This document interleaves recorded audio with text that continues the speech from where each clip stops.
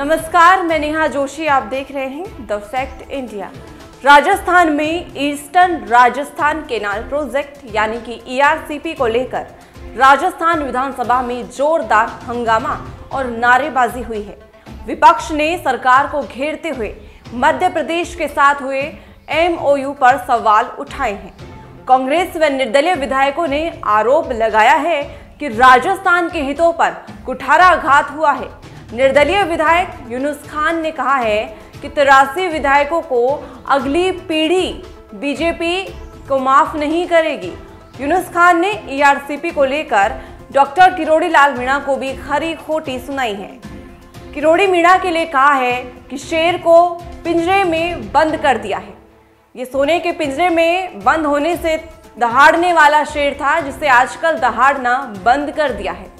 अगर किरोड़ी लाल मीणा की ERCP को लेकर राय ले ली जाती तो जनता के साथ कुठाराघात नहीं होता। तो चलिए सुनवाते हैं आपको कि यूनुस खान ने क्या कुछ कहा है। माननीय किरोड़ी लाल जी 2005 में भी मिनिस्टर थे, आज 2024 में भी मिनिस्टर हैं और सारा इनके सानिध्य में चाहे DPR बनी हो, चाहे ईस्टर्न राजस्थान केनाल प्रोजेक्ट के प्रतिभागी भी यही है। इन्हीं के क्षेत्र में सबसे ज्यादा पानी आना है और जो हमारे माननीय मंत्री जी बहुत विद्वान है, लेकिन दुर्भाग्यवश माननीय मुख्यमंत्री जी ने बिना बात करे ये परसों समझौता कर लिया। खास इनको भी साथ ले जाती है तो बहुत अच्छा होता, क्योंकि इनके नोटिस में सारी बातें रहती। और एक मेरी मांग है, तो आपकी पढ़ाई कर रहे हैं सर, आप विद्वान हैं, आपकी विद्वता पर किसी को कोई शक नहीं।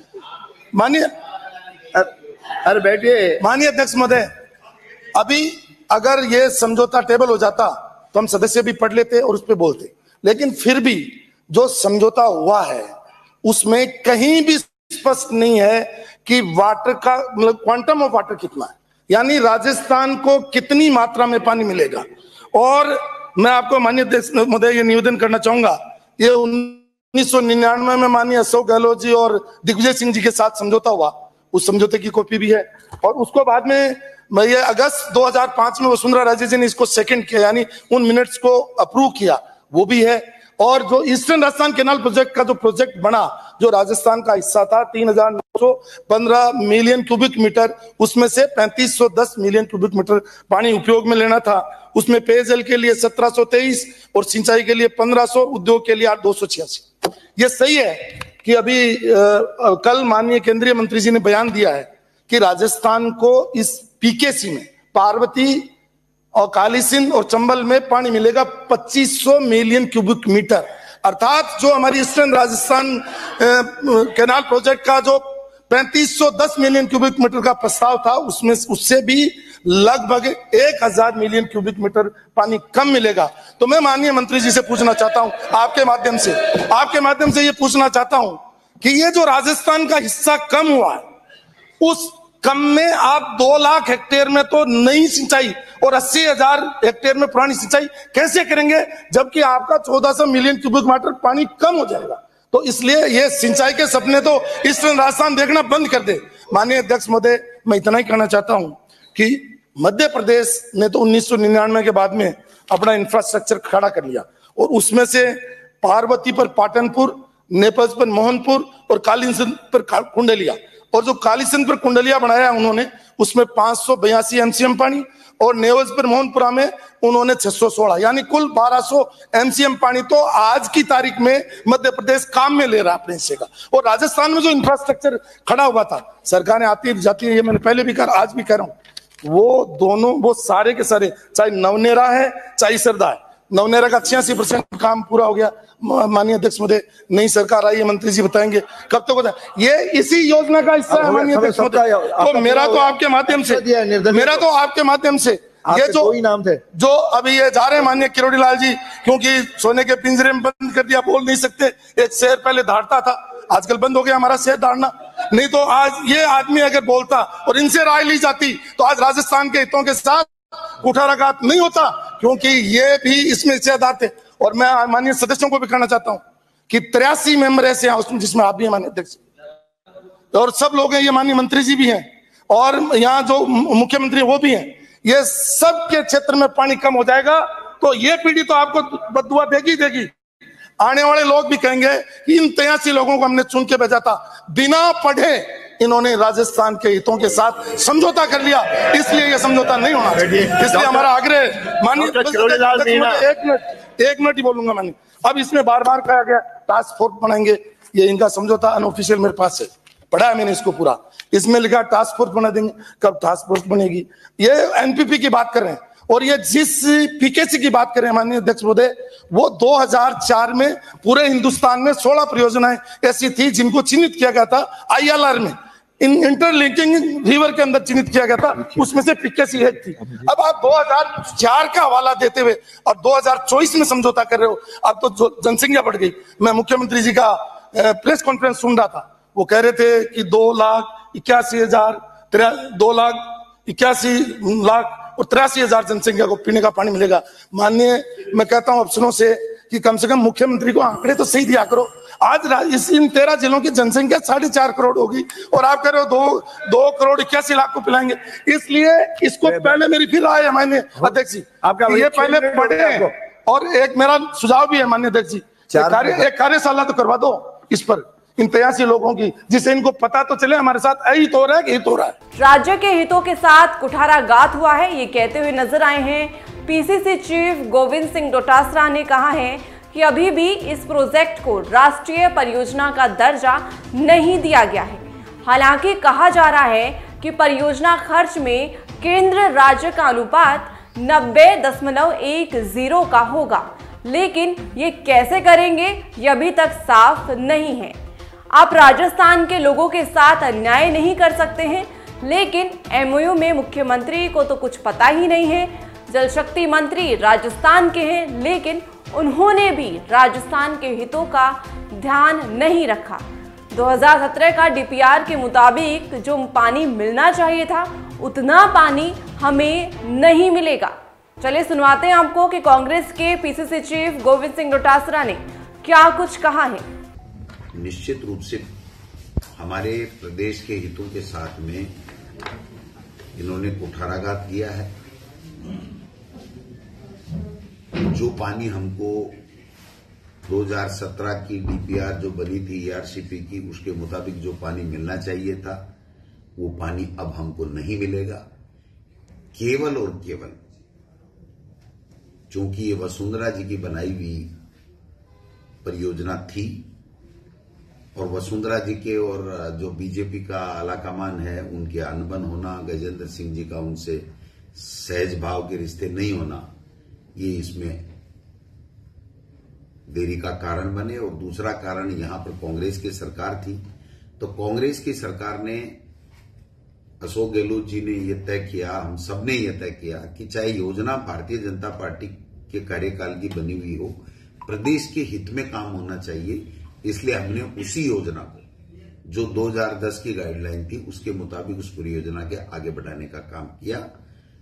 और देश के प्रधानमंत्री 2 बार अजमेर और जयपुर में कह करके चले गए, लेकिन आज ईआरसीपी न तो राष्ट्रीय परियोजना हुई है, पैसा 90-10 का मिलेगा उससे कोई फर्क नहीं पड़ता, राष्ट्रीय परियोजना होना एक अलग बात है। और जो पानी हमको मिलना चाहिए था उसमें वो पानी हमको कम मिलेगा। और 2011 की जनगणना से मुख्यमंत्री जी बात कर रहे हैं, आज तो 2024 आ गया भाई, तो उनकी गणना 2024 के आधार पे होके होनी चाहिए। और अभी तो डीपीआर बनाने के लिए जो है वो डिटेल प्रोजेक्ट रिपोर्ट बनाने के लिए एमओयू किया है, ये धरातल पे कब उतरेगी इसका कोई अता पता नहीं है।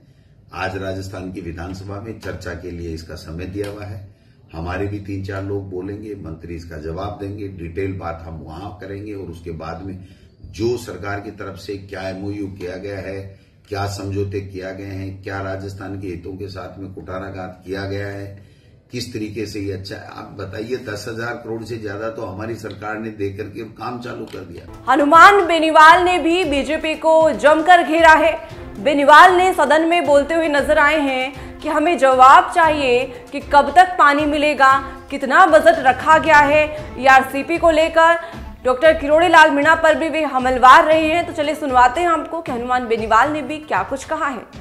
जो चर्चा ईआरसीपी पे सदन के अंदर चल रही है और इसका नाम बदल के जो एमओयू 28 तारीख को हुआ, पीकेसी पार्वती कालीचंद चंबल परियोजना कर दिया। अध्यक्ष महोदय, सबसे ज्यादा जरूरी तो यह है कि राजस्थान के इन 13 जिलों को पानी कैसे मिले, ये हमारे लिए सबसे ज्यादा महत्वपूर्ण है।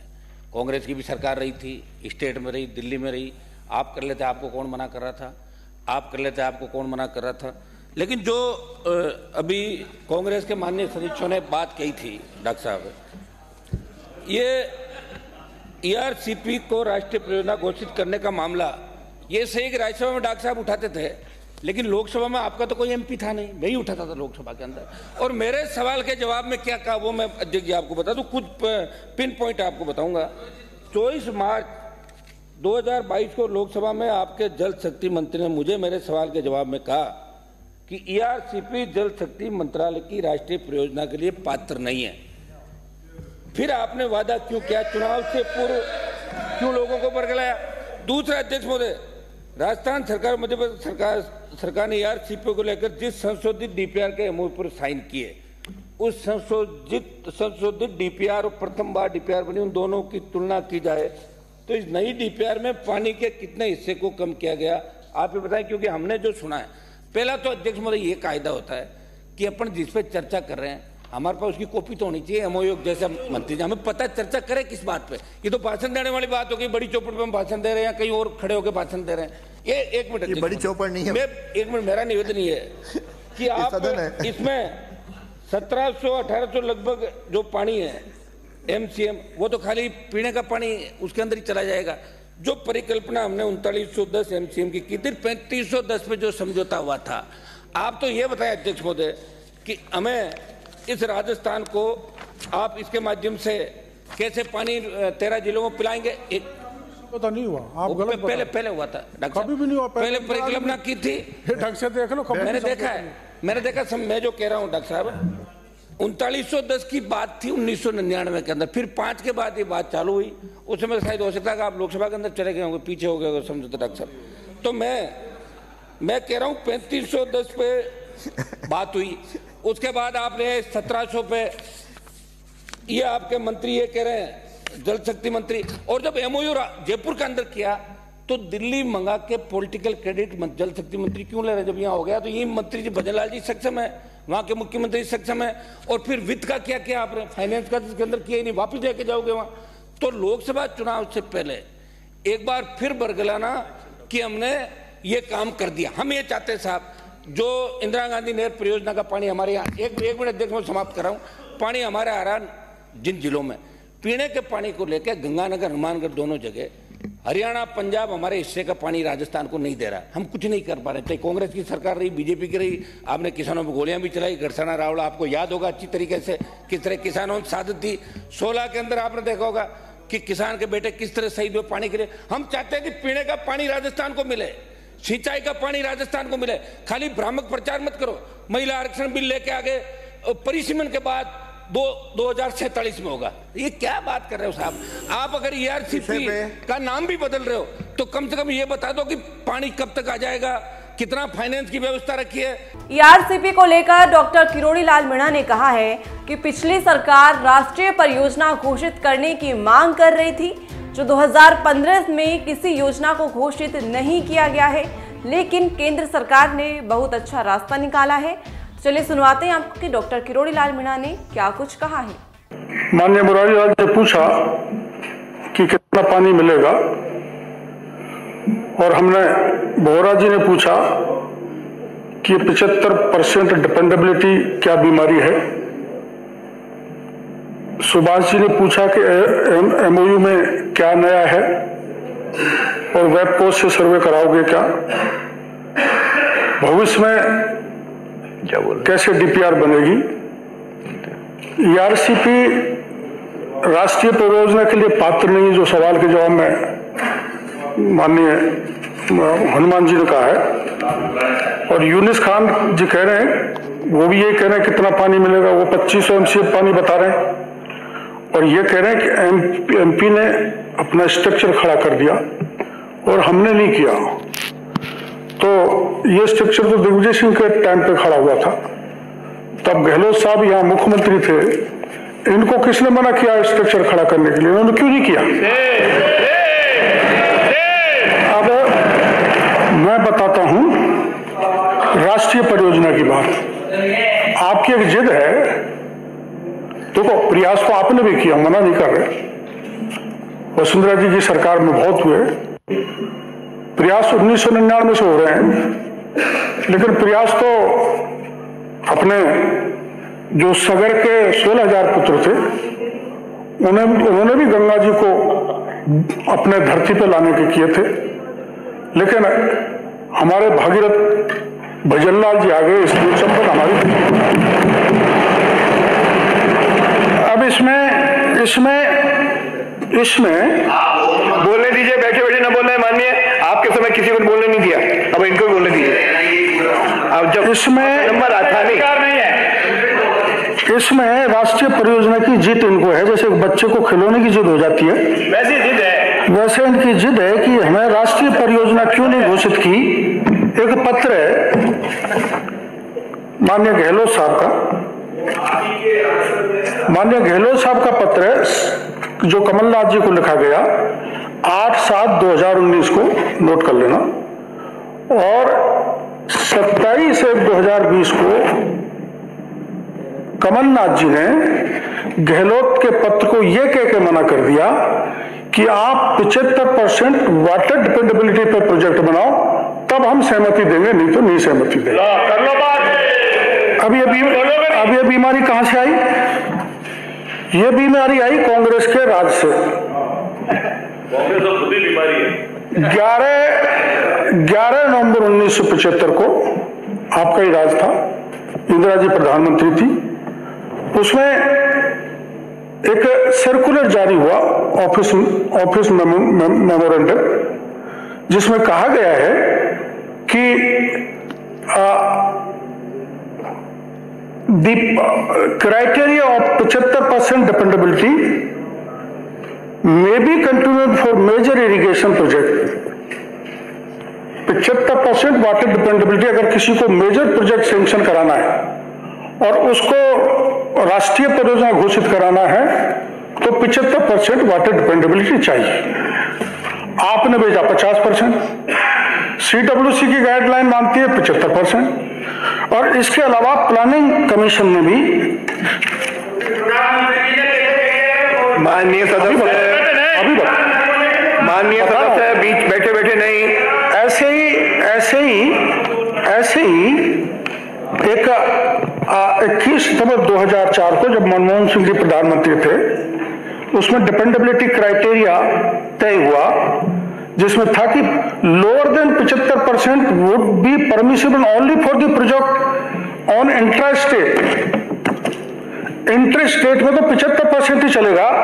तो जो आप 2 बांध मध्य प्रदेश ने इंफ्रास्ट्रक्चर बनाया, जो यूनुस खान जी ने उठाया, वो इंट्रास्टेट उनका मैटर था, इसलिए उन्होंने अपने बांध बना लिए। अब ये कह रहे हैं कि आपने पीकेसी कैसे जोड़ दिया, उनको पीकेसी पे प्रॉब्लम है। और पानी कितना मिलेगा ये एक बार में सबको संतुष्ट कर दूं, क्योंकि ये मामला ही ज्यादा उठाया गया, डाउट है कि पानी हमको पूरा नहीं मिलेगा।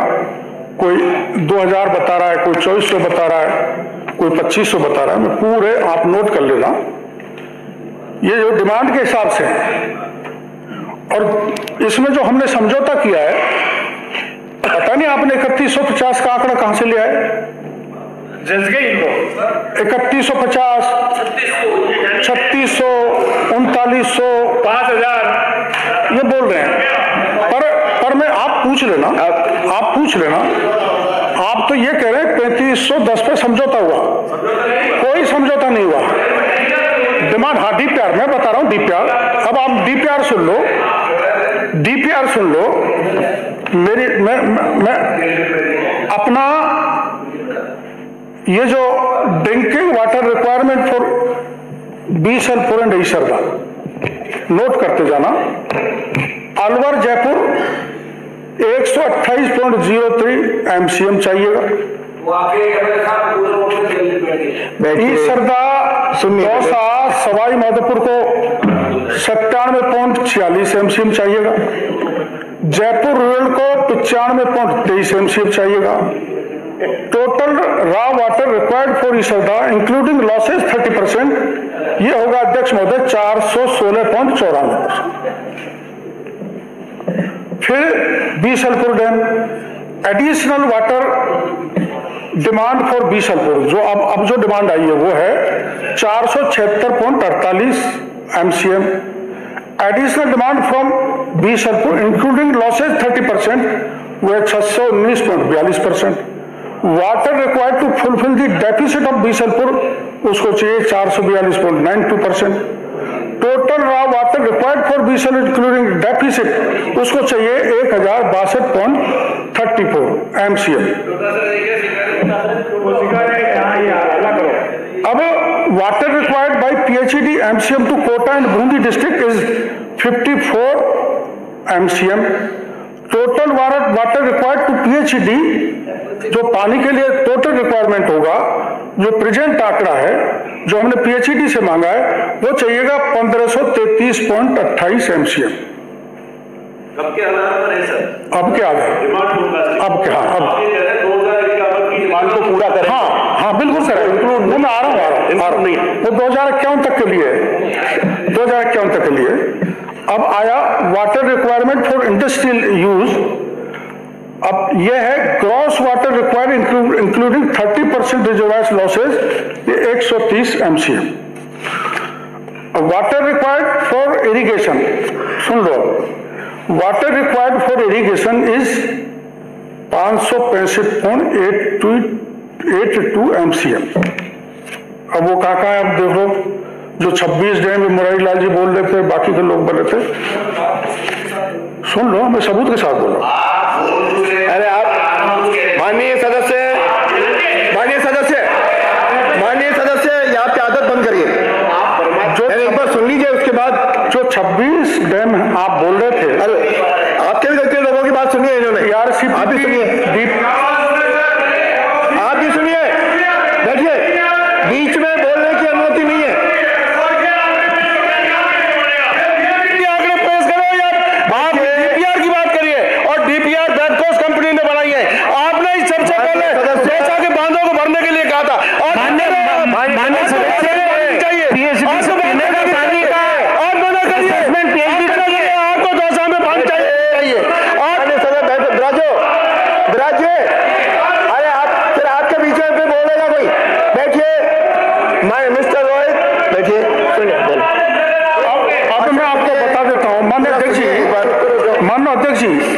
जो 26 डैम इनिशियली ये बता रहे हैं, इनको चिंता है बाकी के डैम कहाँ गए, तो 26 डैम को 402 MCM पानी मिलेगा। अब जो हमने डिमांड की थी, आंदोलन किए थे, आप सुन नहीं रहे थे, तो आपने 53 डैम चिन्हित किए, क्यों मुरारी जी? 53 डैम चिन्हित किए, उसको मिलेगा 150 MCM पानी इन रूट। मेरी बात सुनो, जहां से पानी चलेगा, सुनिए, आपके भी कई बातें सुनिए, इन्होंने आपकी भी सुनिए। जहां से पानी चलेगा जयपुर तक, वो 53 और 26 डैम हो गए जो रूट में पड़ेगा। ये रूट में पड़ने वालों को 150 MCM, अजमेर के लिए 66.42 MCM, और कोरडी सागर के लिए 57 MCM, और ये अपना मालपुरा इंदरगढ़ के लिए 25.195। अब ये हो गया 2930.20, 2930.20। राजस्थान का भला हो जाएगा। आप जो माननीय राजा खेड़ा, अरे बैठिए, अरे चर्चा आधे घंटे की है, अरे इनका विषय आने दीजिए। माननीय सदस्य, अरे माननीय सदस्य सुनिए, आपको भी सुना है, इनको भी सुनिए, आपको भी, रोहित जी आपको भी सुना है,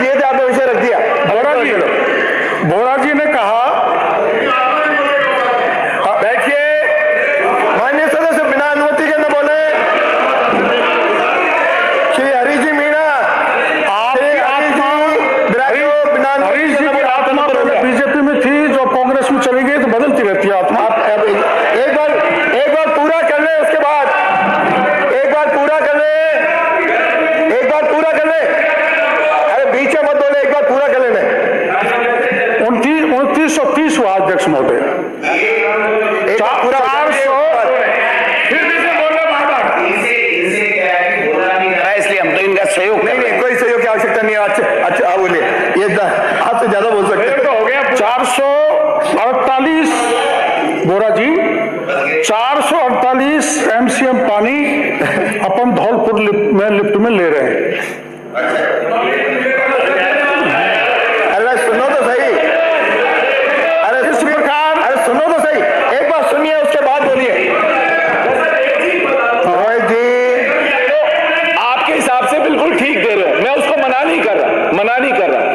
मैं ये कह रहा हूं आप ही के क्वेश्चन पे जब गजेंद्र सिंह जी शेखावत ये बोलते हैं कि हम राजस्थान को 2412 MCFT पानी दे रहे हैं, या तो राज्यसभा में उनने आपको गलत फिगर दी है, ये बोल दें आप गलत फिगर दी है। अब सुनिए, इसमें 2412 मैं टेबल कर सकता हूं, इसलिए बोल रहा हूं, मैं झूठ नहीं बोल रहा हूं, टेबल कर सकता।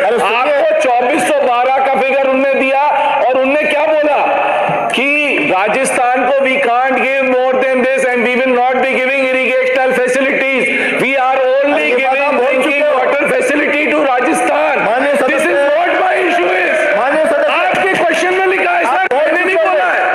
आप बोल चुके हो माननीय सदस्य, ये बात आप बोल चुके हो, रिपीट मत करिए। देखो, मैं मेरा वक्तव्य दे रहा हूं, जो अब प्रेजेंट MOU में जो फाइनल होने जा रहा है, जिसकी DPR बनेगी, उसमें चारों DPR होगी। अभी 448 MCF पानी धौलपुर लिफ्ट को, इस प्रकार से हो गया 3378 MCM पानी, 3378 MCM। अरे सब बोलोगे तो मैं आधे घंटे की चर्चा समाप्त करनी पड़ेगी मेरे को। माननीय सदस्य आप तो राजा, आप बोल चुके हो, अरे आप बोल चुके हैं, आप बोल चुके हो, पानी है ही नहीं, आप बोल, अरे ये बात आप बोल चुके हो, अरे ये बात आप बोल चुके हो, रिपीट मत करें, आप बोल चुके हो, ये बता दीजिए MOU में कितना MCM पानी है, MOU में ये कितना मेंशन है, ये बता दो बस।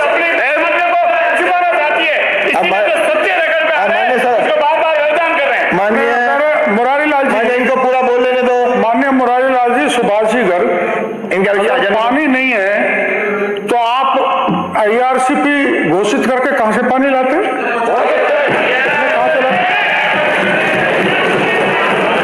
इतना पानी है ही नहीं सर, कितनी डिपेंडेबिलिटी पानी उपलब्ध होता है सर? 50% हो जाए। इसका जवाब माननीय मंत्री जी दे चुके, आप दे चुके, मेरे पास डॉक्यूमेंट हो गया, आपका भाषण हो गया, फिर औरों के कराने पड़ेंगे, मेरे को चर्चा समाप्त करनी है। और अध्यक्ष महोदय, ये पिछली कांग्रेस की सरकार ERCP की मांग कर रही थी, ERCP को राष्ट्रीय परियोजना, जवाब भी दिलाना इनके, राष्ट्रीय परियोजना घोषित किया जाए ERCP को।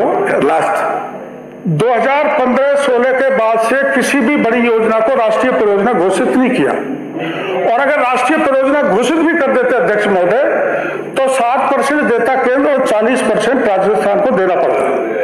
इसलिए केंद्र ने एक बहुत अच्छा रास्ता निकाला है कि केंद्र बेतवा की लाइन पर ERCP प्लस PKC को देने के बाद में ये NPP का प्रोजेक्ट हो गया, और उस NPP का प्रोजेक्ट बन जाने के बाद में 90% मोदी जी देंगे और 10% भजन लाल जी।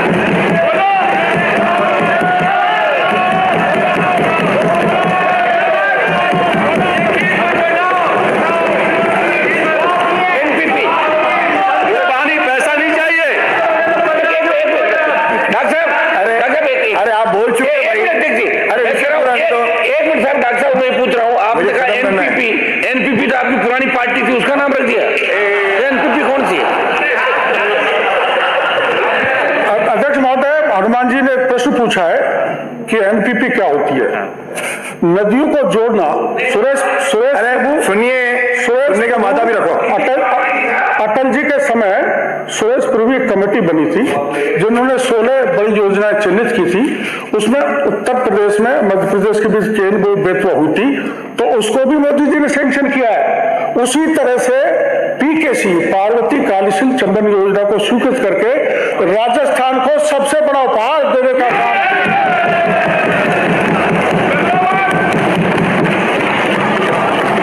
अब ये कह रहे हैं कि हमने नवनेरा में इतना पैसा दे दिया, ईसरदा में इतना दे दिया, या घर से तो आपने दिया नहीं, हमारा पैसा था। बैठे बैठे न बोले, हमारा पैसा था, जेब से कोई नहीं लाता।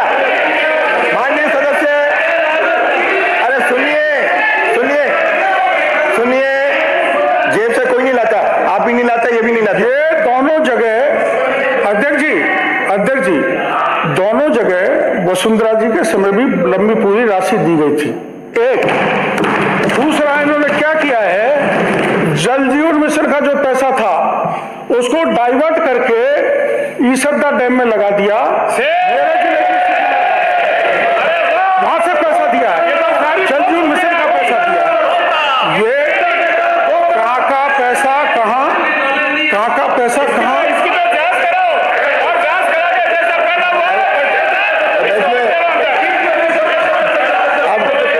मंत्री जी को बोलने दो भाई, आप बीच में खड़े मत हो, ये अंकित नहीं हो इधर जो बीच में बोले।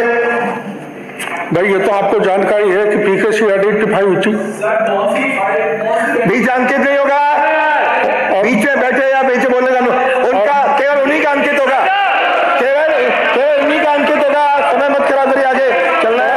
आप बोरा जी, आप 2-3 बार बोरा जी, ये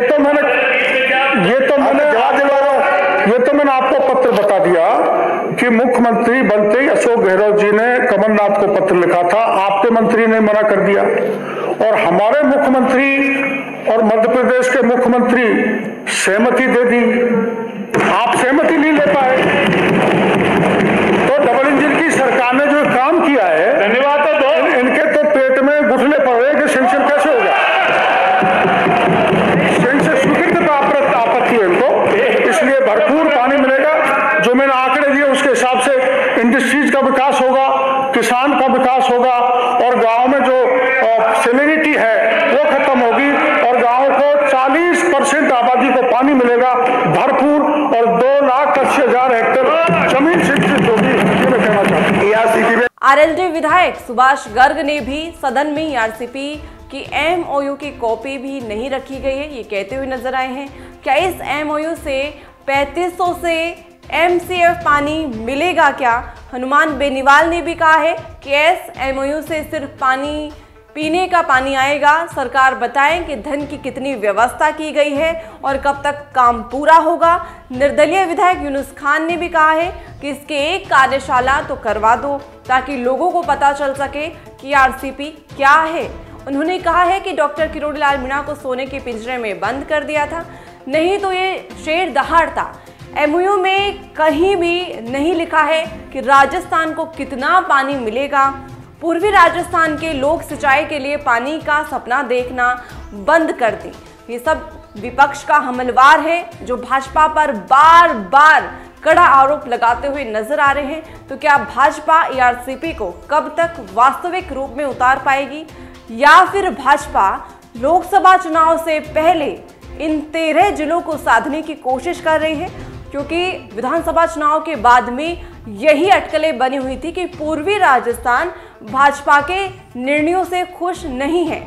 पूर्वी राजस्थान में अभी हल्की फुल्की नाराजगी है। तो पूर्वी राजस्थान को ईआरसीपी के जरिए क्या भाजपा साधने की कोशिश कर रही है? लेकिन विपक्ष इस पर चुप नहीं बैठने वाला है। विपक्ष इस पर बार बार हमलवार है और विपक्ष के कई नेता सदन में दहाड़ते हुए नजर आ रहे हैं कि भाजपा ईआरसीपी पर स्पष्ट जवाब दे। ऐसी जानकारियों के लिए बने रहें द फैक्ट इंडिया के साथ। मैं नेहा जोशी। ताज़ा खबरों के लिए विजिट करें द फैक्ट इंडिया की वेबसाइट और डाउनलोड करें द फैक्ट इंडिया ऐप।